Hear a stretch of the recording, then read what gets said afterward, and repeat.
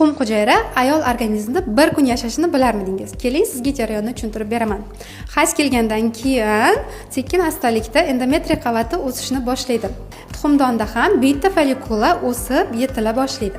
Ovulyatsiya vaqtida, ya'ni hayzning o'rtasiga kelganda bu follikula yorilishga tayyor bo'ladi. Follikula bu nima? Tuxum hujayrani saqlovchi qobi hisoblanadi. Ovulyatsiya vaqtida follikula tuxumni postini yorib chiqadi va uning ichidagi mikroskopik bittagina tuxum hujayra bachadon naylariga tushadi va u yerda harakatlanib borib bachadon nay o'rtasida spermani kutadi. Sperma bilan uchrashgandan keyin, urug'langandan keyin zigota hosil bo'ladi va u sekin astalikda bachadon bo'ylab harakat qilib, bachadonda implantatsiya bo'ladi va keyinchalik bundan embrion homila rivojlanishni boshlaydi. Farzandning dunyoga kelishi mana shunday mo'jizaviy jarayonlardan iborat.